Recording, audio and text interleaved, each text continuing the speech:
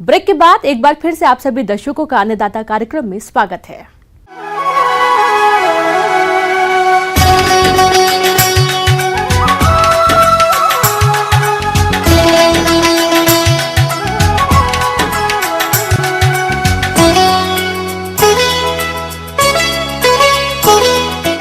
मसाला फसलों में हल्दी का प्रमुख स्थान है, जिसकी खेती से किसान अच्छा मुनाफा कमाते हैं। इसी बात को ध्यान में रखते हुए यदि आपने भी हल्दी की फसल लगा रखी है तो उससे अधिक उपज लेने के लिए फसल को नुकसान पहुंचाने वाले रोगों की पहचान करके नियंत्रण करना आवश्यक है। तो आप कैसे करें हल्दी की फसल में रोगों का नियंत्रण, इस बारे में जानकारी दे रहे हैं डॉक्टर नरेंद्र भगत।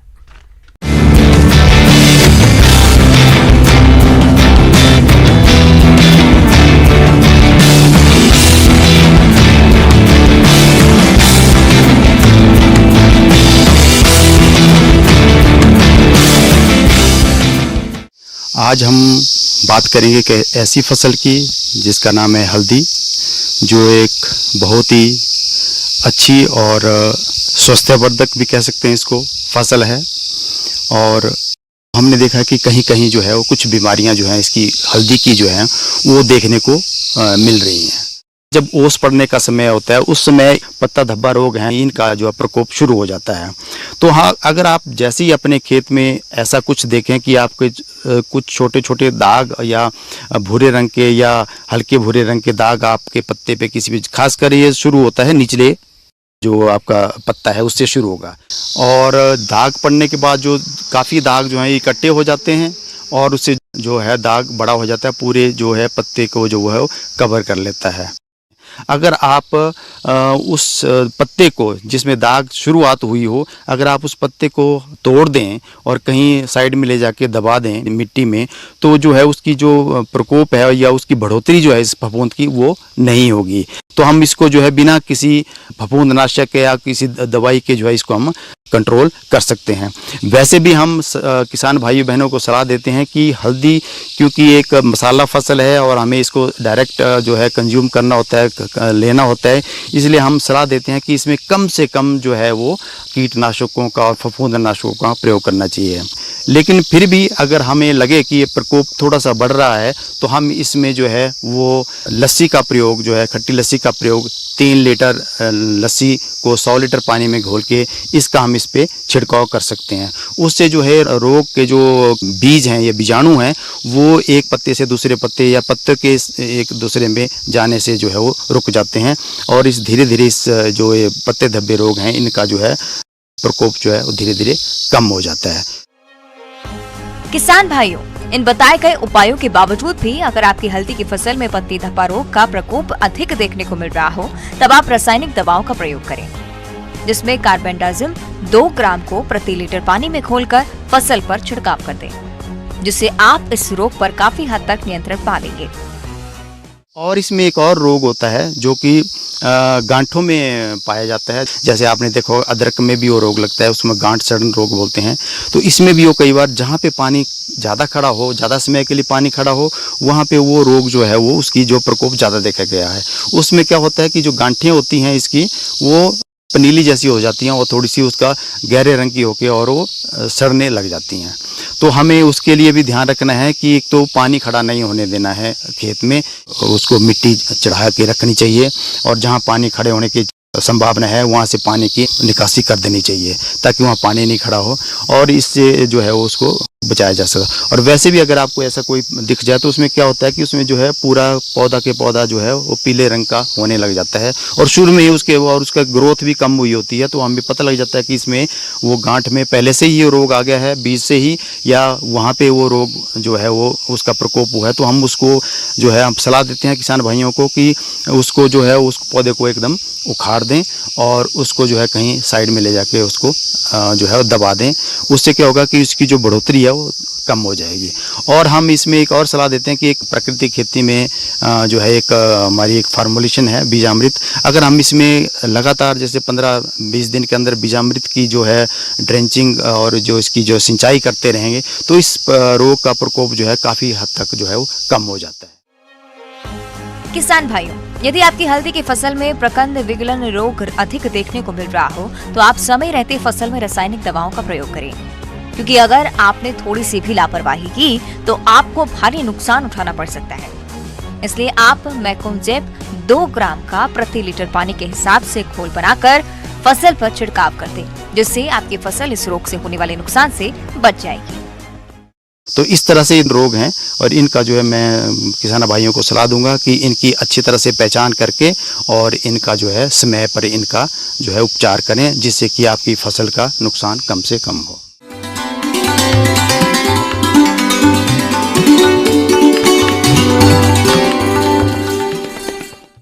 आइए जानते हैं अन्नदाता निःशुल्क फोन के माध्यम से पूछे गए समस्याओं का समाधान।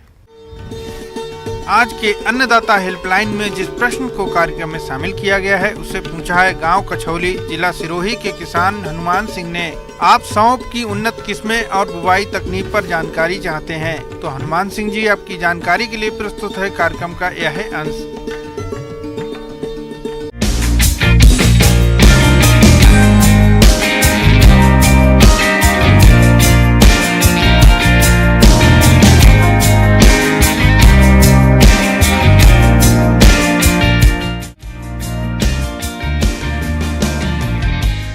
मसाला फसलों में सौंफ का अपना विशिष्ट स्थान है। ये अपनी खुशबू के कारण लोकप्रिय होने के साथ ही औषधि के रूप में भी पहचानी जाती है। इसका सब्जियों में प्रयोग होने के साथ ही अचार बनाने में भी प्रयोग किया जाता है। यदि इसके औषधीय महत्व की बात करें तो इसे कई रोगों में दवा के रूप में प्रयोग किया जाता है।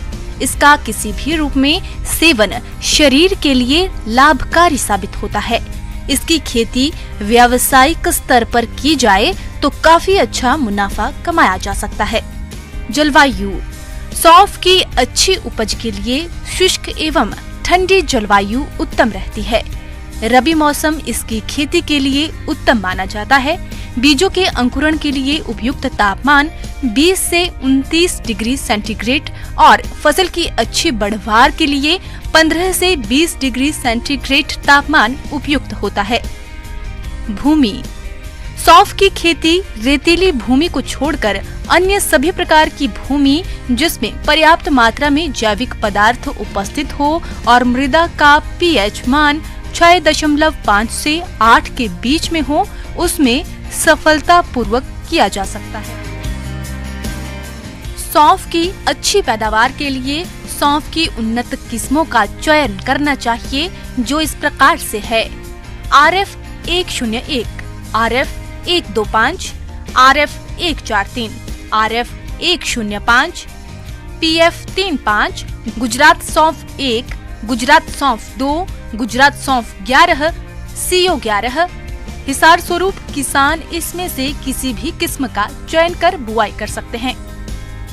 खेत की तैयारी खेत की पहली जुताई मिट्टी पलट हल से, इसके बाद 2 जुताई कल्टीवेटर से करके पाटा चलाकर खेत को समतल कर लेना चाहिए। इससे खेत समतल हो जाएगा। इसके बाद सुविधा के अनुसार क्यारियां बना लेनी चाहिए, जिससे बुआई या रोपाई करना आसान हो जाता है। खाद और उर्वरक किसान भाइयों, खेत में खाद और उर्वरकों का प्रयोग मिट्टी जांच रिपोर्ट के अनुसार करना चाहिए। इससे खर्चा घटता है और पैदावार भी अच्छी मिलती है। सौंफ की खेती के लिए 20 टन सड़ी हुई गोबर की खाद खेत में डालकर पहली जुताई के समय अच्छी तरह मिला देना चाहिए। इसके बाद बुआई के समय DAP 65 किलोग्राम और यूरिया 40 किलो प्रति हेक्टेयर की दर से डालते हैं। बीज दर सौंफ की खेती के लिए 2 तरीके अपनाए जाते हैं। एक है नर्सरी तैयार करके, जिसमें बीज की मात्रा 3 से 4 किलो प्रति हेक्टेयर की आवश्यकता होती है, जो 45 से 55 दिनों में मुख्य खेत में रोपाई के लिए तैयार हो जाती है। कुछ किसान भाई सौंफ की बुआई सीधे मुख्य खेत में करते हैं। इसके लिए बीज दर 8 से 10 किलो प्रति हेक्टेयर की जरूरत होती है। सौंफ की बुआई से पूर्व बीज को फफूंदनाशक दवा कार्बेंडाजिम 2 ग्राम प्रति किलोग्राम बीज की दर से उपचारित करें या बीजों को जैविक फफूंदनाशक ट्राइकोडर्मा 10 ग्राम प्रति किलोग्राम बीज की दर से उपचारित करके बुआई करें। सौंफ की सीधे खेत में या पौधशाला में पौधा तैयार कर रोपण किया जा सकता है और 45 से 60 दिन पश्चात पौधारोपण किया जाता है। लाइनों में रुपाई करने के लिए लाइन से लाइन की दूरी 60 सेंटीमीटर और पौधे से पौधे की दूरी 45 सेंटीमीटर रखनी चाहिए।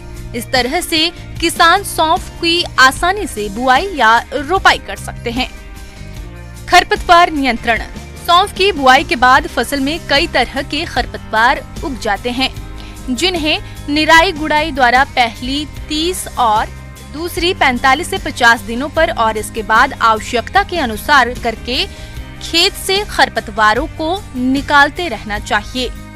सिंचाई। सौंफ की फसल की सिंचाई के लिए टपक पद्धति अपनाई जा सकती है। ड्रिप पद्धति से पानी कम लगता है और सिंचाई करना काफी आसान हो जाता है।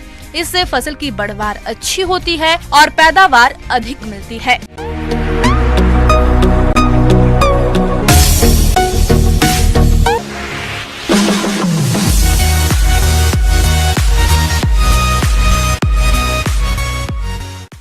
एक नजर डालते हैं राज्य के कुछ मंडियों के प्रमुख फसलों के बाजार भाव पर।